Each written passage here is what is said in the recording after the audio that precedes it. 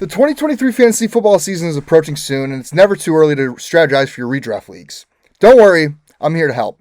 Let's jump right into my top 10 running backs for the 2023 NFL season. Kicking us off at number 1, we have Christian McCaffrey. Now, McCaffrey went top 3 in most redraft leagues last year, despite having back-to-back injury-riddled seasons. But he did finish second amongst running backs in total points last year, just behind Austin Ekeler. McCaffrey was traded halfway through the 2022 fantasy season, where he had to quickly adjust to a new team.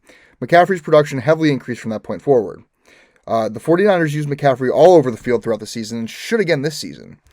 McCaffrey is a dynamic playmaker that can play anywhere on the offense and should be the focal point for a Kyle Shanahan offense that loves to utilize running backs. McCaffrey is only going to be 27 going into the season and has shown that injuries aren't as large of a concern this year as they were in years prior.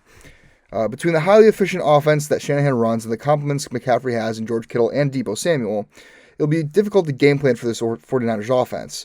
The only question mark that stands is the quarterback position for San Fran, but regardless of who's behind center, McCaffrey should still have production similar to that of 2019. Coming in at number 2 is Austin Ekeler. Ekeler is a great consolation prize if you have the number 2 overall pick in redraft leagues. McCaffrey and Ekeler should be viewed as 1A and 1B in redraft leagues this season. McCaffrey having Kyle Shanahan helps him edge out Ekeler for me. But Ekeler led all running backs in total fantasy points in 2022 and should look to have another big season in 2023. I will note that it's really rare for a running back to finish, number 1 overall back-to-back seasons. It hasn't happened, I think, over a decade. But with that said, LA improved their receiving game by drafting wide receiver Quentin Johnson, giving them another wideout to stretch the field. They should open up the run game more for Ekeler.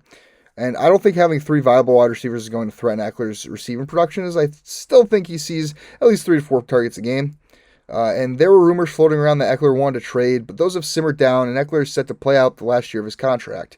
With Ekeler hitting free agency next offseason, expect him to do everything he can to produce for the Chargers offense. It's also worth noting that Ekeler has come on record saying that he cares about the managers that draft him in fantasy. I think Ekeler's going to have another phenomenal year. Do I think he finishes the number 1 overall? I'm not too sure about that, but, again, a great consolation prize at pick 2 with Ekeler. Now, number 3 may be a surprise for some of you, seeing as he is a rookie, but I have Bijan Robinson out of Atlanta at number 3. Maybe controversial, but I have very high expectations for Bijan Robinson. He's arguably the best running back prospect we've seen come out of college since Saquon Barkley. And in 3 seasons at Texas, Bijan ran for over 3,000 yards and 33 touchdowns, while catching 60 passes for 8 touchdowns and over 800 yards. He's a dual threat in the backfield. That's plain and simple.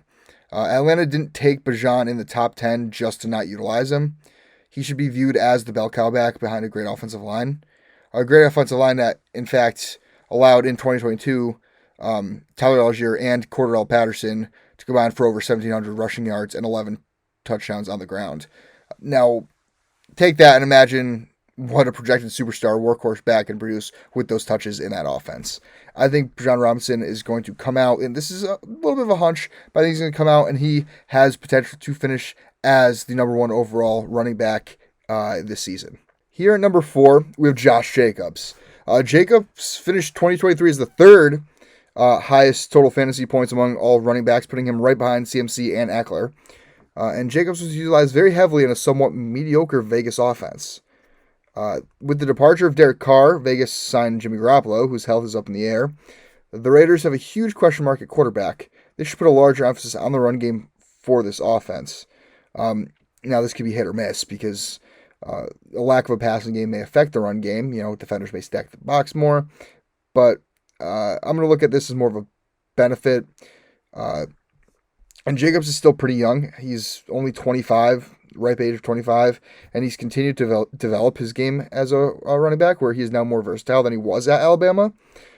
He should still be a great RB1 play this season, and he's worthy of a first-round selection, hands down. But one thing to note is that Jacobs saw a large uptick in touches last season, seeing over 100 more carries in 2022 than he did in 2021. If Vegas does continue to utilize their star running back, then injuries may start to become a concern. You get the durability issues when you're up that high in touches. But I think Jacobs, if he can repeat what he did last season, you definitely got to put him as a top 5 running back in fantasy. Coming in at number 5 is Saquon Barkley. The Giants running back still has a contract situation that is up in the air, but he's such a game changer on the field. I think they're going to work something out and get him, on the field to play before the season starts. Barkley finished 6th in total fantasy points amongst all running backs in 2022. So he's right around the right range he should be at running back 5. But he should see more efficient production and usage with an improved offensive line. If the offensive line can't stay healthy, that's a big question mark there. And the addition of Darren Waller should prove to be beneficial for Barkley, as Waller's versatility should help in the run game and will stretch the field in the passing game. Saquon's also the workhorse back in this offense, and I don't see anybody behind him that can really compete for that starting gig. Barkley is one of the very few workhorse backs still left in this league, and he's going to get probably over 250 carries this season. So Saquon Barkley, number 5 overall. I love his upside. Coming in at number 6, we have Jonathan Taylor. Now, Taylor had a down year in 2022, which followed a breakout season in 2021 where JT led the running back position in fantasy points. Taylor had an injury-riddled 2022. It was the first time in Taylor's football career where he was affected by injuries. And despite that, and only playing 11 games, Taylor still produced over 1,000 all-purpose yards, so he's a pretty efficient back. He probably wasn't worth the number 1 overall pick that he was taken at last year in redraft leagues, but I think he bounces back production-wise this season, and the reason why is the Colts were inconsistent at quarterback position last season, which is one of the main reasons that their offense never clicked. They invested in the quarterback position this offseason by signing Gardner Minshew and drafting Anthony Richardson. Some may think Richardson will hurt JT's value, but I see it as an improvement. AR-15 should make the Colts run game more dynamic and should prevent defenses from stacking the box against the run. Richardson's big arm and mobility will completely transform this offense from where it was a year ago. Also, Indy's offensive line is a lot of young talent that should have developed after last season. And I expect the offensive line to bounce back and finish top 10 in the league. Bold statement, probably, but there's just so much raw talent on that offensive line between Braden Smith, Quentin Nelson. You got Rainman, right? But between upgrading the quarterback position and improved offensive line play, I can very well see JT having a huge bounce back season. I think he's definitely worth being the 6th running back off the board. At number 7, I know you've been waiting for it, we got King Henry. This may seem low for Derrick Henry, who finished as the 4th best running back in total fantasy points last season, but hear me out. Tennessee has question marks all across their offensive line. They lost a couple key pieces of their line, like Taylor Lewan and Nate Davis, and replaced them with unproven talent like Andre Dillard and Peter Skoronski. The young O-line may struggle out the gate and face hiccups throughout the season as they mesh. The Titans also lack a threatening passing game, which will encourage teams to stack the box against Henry this season. The wide receiver room isn't too flashy outside of Treylon Burks, who showed flashes in his rookie campaign. Not to mention the team has a predicament at quarterback as Ryan Tannehill is no spring chicken at 34. Reports claim that the team isn't a fan of Malik Willis, and Will Levis is only a rookie. Speaking of age, Derrick Henry isn't getting any younger as he's 29. This is around that time that most running backs start to show signs of regression. But Henry isn't like most running backs. King Henry should prove to be a top fantasy option yet again this season, but I wouldn't take him before the previous 6 running backs because of the Titans' questionable passing game, unproven offensive line, and his lack of use as a receiving threat. Number 8, we have Naji Harris out of Pittsburgh. After a very promising rookie season where he posted 1,600 all-purpose yards and 10 total touchdowns, Harris came into 2022 surrounded by a ton of hype. Harris let down those who drafted him in the first round last year as he slightly regressed from his rookie year, putting up 400 less total yards. Everything else kind of stayed the same, but he had 400 less total yards. That's 40 points in fantasy right there, right? In 2022, the Steelers' offensive line was also in shambles, though, and the team had a rookie quarterback in Kenny Pickett for a majority of the season. Neither of these helped Naji produce his full potential. But good news is over the offseason, Pittsburgh made major upgrades to the offensive line by signing guards Isaac Seumalo and Nate Herbig, then drafting tackle Broderick Jones out of Georgia. And Kenny Pickett should look to improve his game going into his second season as well. With a much improved offensive line, a much more efficient quarterback, and back-to-back solid seasons under his belt, Naji Harris has breakout written all over him. I love me Naji Harris this season. I think if you can get him, back end of the first or sometime in the second would be tremendous value. Absolutely go for it because he's going to have a monster season. So here at 9, we have Dallas Cowboys running back Tony Pollard. Nope, not Zeke. Zeke era is over.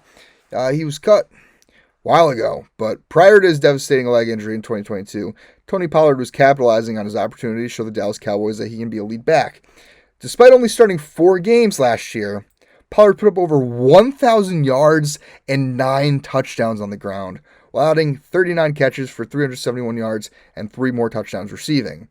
He finished with the 7th most fantasy points for the running back position in 2022. That's crazy. In the same backfield as Ezekiel Elliott. Dallas, is their run-heavy team, and they've invested heavily in the trenches up front to fully optimize their run game. Most backs that play behind their offensive line are usually fantasy relevant. And with Ezekiel Elliott cut from the team, it's Pollard's backfield to lose. This is exciting. As long as Tony Pollard bounces back from his injury, he should look to have a very productive 2023 on a run-first offense that's little competition. Tony Pollard is, I like this ADP for him, right? Like second round.